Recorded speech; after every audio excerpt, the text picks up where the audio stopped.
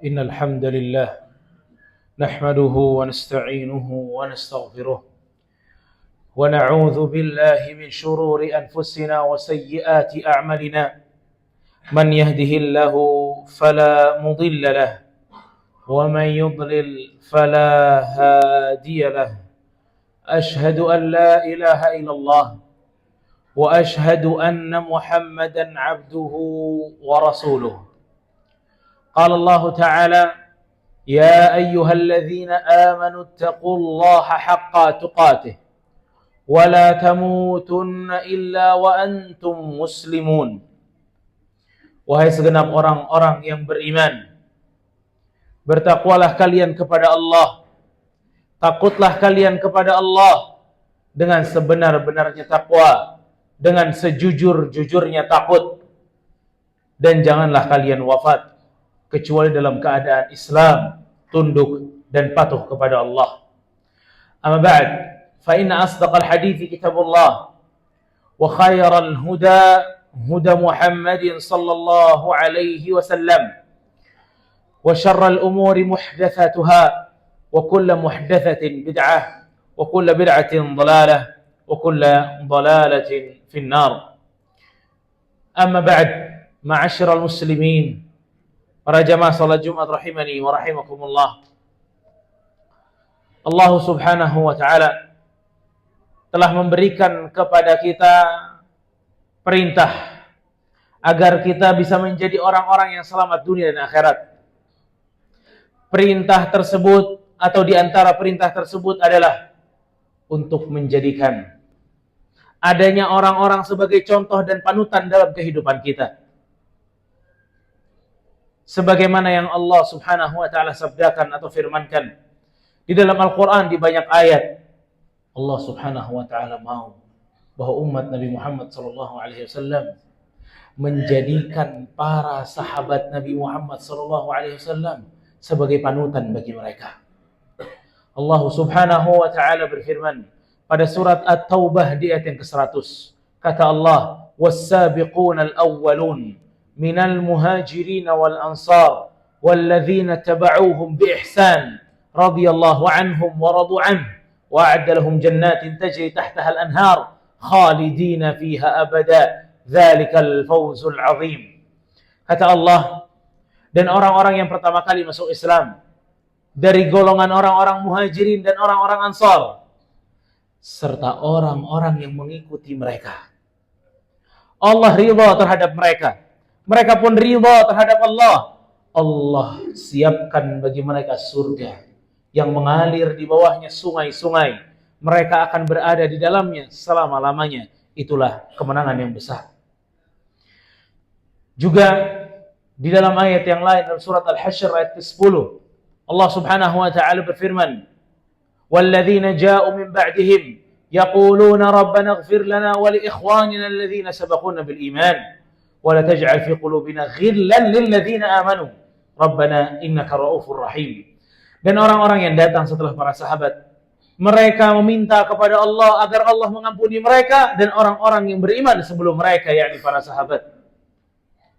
Kata para ulama, surat Al-Hasyr ayat ke-10 adalah dalil wajibnya mencintai para sahabat Nabi Muhammad sallallahu alaihi wasallam.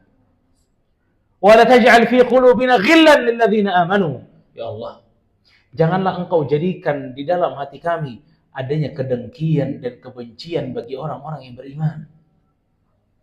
Maka para ulama mengatakan haram hukumnya membenci para sahabat Nabi Muhammad SAW. Karena Allah telah menjadikan jalannya mereka, itulah jalan yang diridhai oleh Allah Subhanahu wa taala. Bahkan Rasul sallallahu alaihi wasallam menjadikan jalannya para sahabat, menjadikan para sahabat sebagai panutan adalah jalan keselamatan dari berbagai macam perpecahan. Rasul sallallahu alaihi wasallam mengatakan, orang yang hidup setelahku, kata Rasul, akan melihat perpecahan dan perselisihan dalam Islam yang begitu banyak. Lalu apa kata Rasul kita sallallahu alaihi wasallam? Alaikum bisunnati. Peganglah jalanku, kata Rasul. Peganglah sunnahku, kata Rasul sallallahu alaihi wasallam. Jadikanlah lifestyle-ku lifestyle-nya kalian juga. Cara ibadahku, cara ibadah kalian juga. Sikapku, sikap kalian juga. Wa sunnatil khulafa'ir rasyidin. Lalu yang kedua kata Rasul, ikutilah sunnahnya para khulafa ar-rasyidin. Jalannya para khulafa ar-rasyidin, sahabat-sahabat Nabi yang terutama adalah 4 pengganti khalifah Rasulullah sallallahu alaihi wasallam, Abu Bakar As-Siddiq, Umar bin Khattab, Uthman bin Affan, dan Ali bin Abi Thalib radhiyallahu taala anhum jami'an. Siapa yang mau selamat kata Rasul sallallahu alaihi wasallam, ikuti jalan mereka. Mengikuti jalan sahabat sama dengan mengikuti jalannya Rasulullah sallallahu alaihi wasallam. Maka di antara upaya kita untuk mengikuti Nabi Muhammad sallallahu alaihi wasallam serta para sahabatnya, kita akan melihat salah satu nasihat yang disebutkan oleh salah satu dari para khulafa'ir rasyidin, yaitu Ali bin Abi Thalib radhiyallahu taala anhu. Ali bin Abi Thalib jemaah sekalian, ini adalah khalifah yang keempat menggantikan Uthman bin Affan. Ali bin Abi Thalib itu adalah orang yang pertama kali masuk Islam dari golongan anak-anak. Ali bin Abi Thalib itu dididik di rumahnya Rasul sallallahu alaihi wasallam. Ali bin Abi Thalib bukan hanya sepupunya Rasul sallallahu alaihi wasallam, namun dia juga mantunya Rasul sallallahu alaihi wasallam. Dia adalah ayah dari cucu-cucunya Rasulullah sallallahu alaihi wasallam. Ali bin Abi Thalib, dia adalah seorang anak muda yang memiliki kepiawaian dalam peperangan, bijak dalam berpikir, dan pertengahan dalam menghakimi. Ali bin Abi Thalib radhiyallahu anhu sering dijadikan pemimpin oleh Rasul sallallahu alaihi wasallam di peperangan-peperangan yang dijalankan oleh para sahabat Nabi Muhammad sallallahu alaihi wasallam. Ali bin Abi Thalib yang sudah menjadi salah satu sahabat walaupun masih muda namun ilmunya sangat mencolok. Ali bin Abi Thalib radhiyallahu anhu saking unggul ilmunya, dialah yang dipilih untuk berdakwah ke negeri Yaman oleh Rasul sallallahu alaihi wasallam. Ali bin Abi Thalib di antara sahabat yang fatwa-fatwanya itu dipakai oleh mayoritas kaum muslimin. Inilah Ali bin Abi Thalib radhiyallahu anhu yang di satu hari Rasul sallallahu alaihi wasallam akan pergi ke perang Tabuk. Kemudian Ali tidak diajak oleh Rasul. Ali radhiyallahu taala anhu diminta oleh Rasul sallallahu alaihi wasallam untuk menjadi penggantinya Rasul di kota Madinah, menjaga warga dan keluarga Nabi sallallahu alaihi wasallam. Kemudian Ali mengatakan, "Ya Rasulullah, engkau menginginkan aku untuk stay di kota Madinah, menjaga warga dan keluargamu?" Kata Rasul sallallahu alaihi wasallam, "Ya Ali, ala tarda minni bimanzilati Harun min Musa?" Wahai Ali, tidakkah engkau rela dengan tugasmu seperti ini? Engkau seperti Nabi Harun untuk Nabi Musa. Illa kana la nabiyya ba'di. Namun tidak ada nabi setelahku, kata Rasul sallallahu alaihi wasallam. Jadi Rasul menyamakan Ali bin Abi Thalib seperti Harun alaihissalam, seperti seorang nabi. Inilah keistimewaan yang sedikit dari segudang keistimewaan Ali bin Abi Thalib radhiyallahu anhu. Dan beliau memiliki nasihat-nasihat yang begitu indah. Di antara nasihat beliau yang begitu indah, yang begitu luhur, adalah perkataan beliau kepada seorang muridnya namanya Kumail bin Ziyad. Kumail bin Ziyad rahimahullah. Beliau pernah dinasihatkan atau dinasihati oleh Ali bin Abi Thalib. Kata Ali, "Ya Kumail bin Ziyad, innal quluba wa'iyah. Innal quluba aw'iyah." Wahai Kumail, sesungguhnya hati ini layaknya bejana-bejana, layaknya gelas-gelas. Fa khairuha aw'aha lil ilm. Sebaik-baik hati adalah hati yang paling dalam menerima ilmu. Ihfaz ya Kumail. Lalu Ali mengatakan, camkanlah nasihatku ini wahai Kumail. Innan nasa thalatha. Manusia itu ada 3 tipe, kata Ali bin Abi Thalib. Ini jamaah sekalian, perkataan Ali bin Abi Thalib ini perkataan yang sangat viral dan terkenal di tengah ahli ilmu. Ribuan para ulama menukilkan kembali percakapan atau perkataan Ali bin Abi Thalib di dalam kitab-kitab mereka. Bahkan tidak sedikit para ulama yang menaruh perhatian besar. Beliau menjelaskan kata per kata dari wasiatnya Ali kepada Kumail bin Ziyad. Karena nasihat ini begitu bernilai. Sampai Al-Khatib Al-Baghdadi mengatakan, kalau kata Ali, manusia ada 3 kategori, ketahuilah, itulah pembagian yang paling bijak. Tidak ada di dunia ini manusia, kecuali pasti salah satu dari 3 kategori ini. Kata Ali bin Abi Thalib, Innan nasa thalathah, manusia itu ada 3 tipe. Fa'alimun Rabbani, yang pertama kata Ali, alimun Rabbani, yang alim berilmu lagi membimbing manusia. Yang kedua, wa muta'allimun ala sabilin najah, seorang pembelajar ilmu yang menuju jalan keselamatan. Seorang pembelajar ilmu agama yang sedang menuju jalan keselamatan. Dan yang ketiga kata Ali bin Abi Thalib, wa hamjun ri'a ittiba'i kulla na'ikin yamiluna ma'a kulli rih lam yastadhi'u bi nuril ilm wa lam yalja'u ila ruknin wathiq. Adapun yang ketiga kata Ali, orang-orang rendahan yang membiarkan dirinya jatuh pada derajat yang paling hina, orang yang bodoh, tidak punya pendirian, orang yang tidak punya arah, tidak punya prinsip, mudah terombang-ambing, mudah diprovokasi karena tidak memiliki kedalaman ilmu. Ini 3 kata Ali bin Abi Thalib. Yang pertama itu adalah ulama yang mereka memiliki kedalaman ilmu dan ilmu mereka di-share kepada orang-orang dan membimbing orang-orang kepada jalan yang diselamatkan atau jalan yang sangat selamat. Yang kedua adalah para penuntut ilmu yang mengikuti para ulama, mempelajari dari ilmu mereka, berusaha untuk menjadi selamat. Dan yang ketiga, yang tidak mau belajar ilmu agama.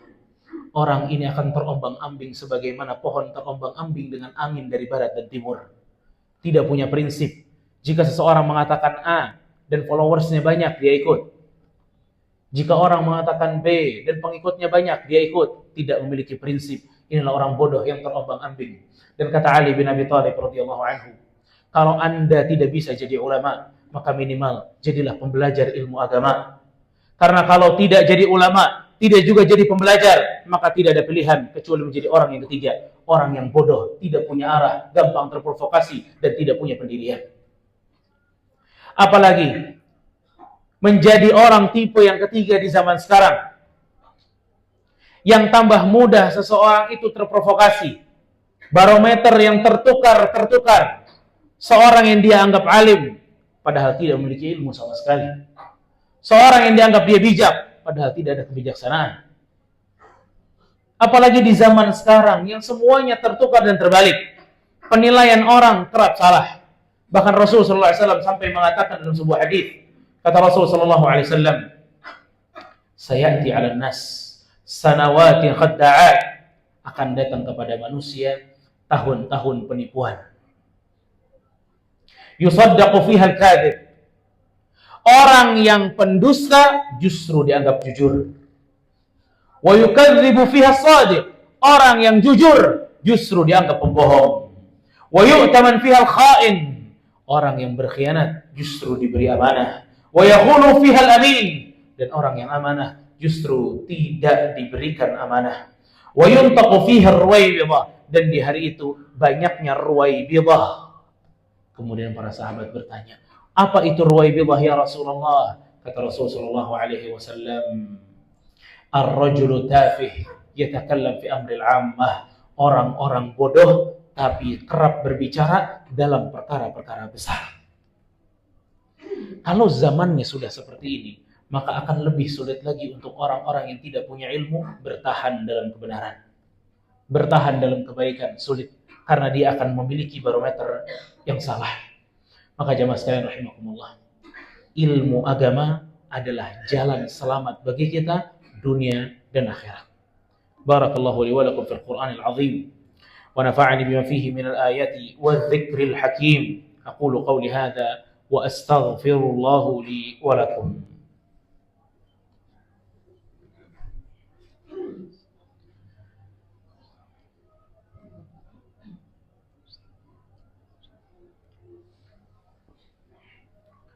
Alhamdulillah, Alhamdulillahil azizil ghaffar, al-wahidu al-qahhar, wassalatu wassalam ala nabiyyina Mustafa al-Mukhtar wa ala alihi al-adhar wa ashabihi al-abrar.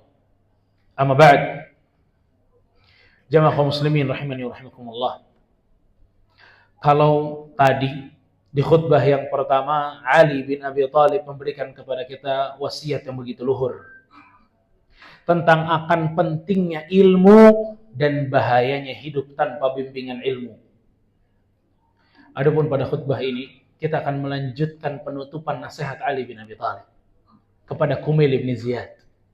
Kata Ali bin Abi Thalib setelah beliau mengatakan bahwa manusia itu tiga, kata Ali bin Abi Thalib, "Ya Kumail, al-ilmu khairun minal mal."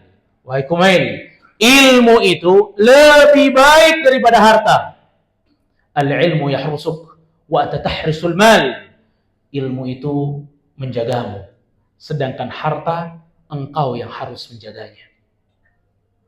Dan betul, harta hilang, harta bisa hilang, bisa dicuri, bisa habis dalam sekejap. Tapi ilmu, kalau sudah menancap dalam hati, dialah yang akan menjaga sikap kita. Lalu Ali mengatakan, al-ilmu yazku 'ala al-infaq wal mal tunqisuhun nafaqah. Ilmu semakin kita sebarkan, maka ilmu kita semakin banyak, semakin berkah. Harta semakin kita keluarkan, maka semakin sedikit dan berkurang harta kita. Lalu Ali mengatakan, al-ilmu hakimun wal malu mahkumun alaih. Ilmu itu menghakimi harta, sedangkan harta tidak bisa menghakimi ilmu. Mata khuzzanil amwal wa hum ahya. Lalu yang terakhir kata Ali, perhatikanlah. Para pemilik harta mati sebelum mereka dikubur. Ini hati mereka mati sebelum mereka dikubur. Wal ulama baquna ma baqiyad dahr. Adapun ulama, walaupun jasad mereka telah dikubur, namun nama-nama mereka terus hidup menerangi jalan-jalan kaum muslimin. Inilah ilmu jamaah rahimakumullah. Yang kalau Ibnu Qayyim rahimahullah, beliau dari hadis atau perkataan Ali, beliau meneruskan kurang lebih 40 hikmah atau 40 keunggulan ilmu dibanding harta. Maka sebagaimana kita semangat cari harta, kita juga harus semangat cari ilmu. Sebagaimana kita sangat suka dengan harta, kita juga mesti suka dengan ilmu. Karena ilmu yang akan menyelamatkan kita. Harta tidak selalu menyelamatkan kita. Sebagaimana kita ada waktu untuk mencari harta, kita juga harus ada waktu dalam mencari ilmu. Orang-orang yang mencari ilmu agama bukan pengangguran. Mereka juga sibuk. Namun mereka masih memberikan waktu untuk akhiratnya. Inilah yang dikatakan oleh sebagian para salaf. Kenapa kita khawatir tentang kematian? Iya, kita khawatir tentang kematian. Karena kita khawatir meninggalkan istana yang kita bangun di dunia kepada suatu rumah yang reot yang kita tidak pernah bangun di akhirat. Kenapa? Karena kita tidak peduli di dunia dengan ilmu agama, kita hanya peduli dengan harta. Maka inilah nasihat dari Ali bin Abi Thalib, petuah dari seorang sahabat yang mulia yang telah Allah selamatkan hidupnya dunia dan akhirat lewat ilmu dan iman yang beliau miliki radhiyallahu anhu. Jamaah rahimani wa rahimakumullah. Allah Subhanahu wa taala memerintahkan kepada kita satu perintah yang Allah mulai dengan dirinya sendiri, kemudian para malaikatnya, yaitu bersalawat kepada Nabi Muhammad sallallahu alaihi wasallam. Allah Subhanahu wa taala berfirman, "Innallaha wa malaikatahu yusalluna 'alan nabi, ya ayyuhalladzina amanu sallu 'alaihi wa sallimu taslima." Wa qala sallallahu alaihi wasallam, "Man shalla 'alayya salatan wahidah, sallallahu 'alaiha biha 'ashra." Siapa yang bersalawat kepada Nabi satu kali, niscaya Allah akan bersalawat untuknya 10 kali. Fa usalli wa usallim ala sayyidina wa habibina wa maulana Muhammad bin Abdullah وعلى آله وصحبه أجمعين. اللهم اغفر للمسلمين والمسلمات والمؤمنين والمؤمنات الأحياء منهم والأموات إنك قريب مجيب الدعوات يا قاضي الحاجات. اللهم أعز الإسلام والمسلمين، اللهم أعز الإسلام والمسلمين، ودمر اللهم أعداءك أعداء الدين يا رب العالمين. اللهم إنا نسألك علما نافعا، اللهم إنا نسألك علما نافعا، اللهم إنا نسألك علما نافعا يا حي يا قيوم، يا حي يا قيوم برحمتك نستغيث، أصلح لنا شأننا كله ولا تكلنا إلى أنفسنا طرفة عين يا مقلب القلوب. ثبت قلوبنا على دينك يا مقلب القلوب، ثبت قلوبنا على دينك يا مصرف القلوب، صرف قلوبنا إلى طاعتك. ربنا ظلمنا أنفسنا وإن لم تغفر لنا وترحمنا لنكونن من الخاسرين. ربنا آتنا في الدنيا حسنة وفي الآخرة حسنة وقنا عذاب النار. وصلى الله على نبينا محمد وعلى آله وصحبه أجمعين، وآخر دعوانا عن الحمد لله رب العالمين.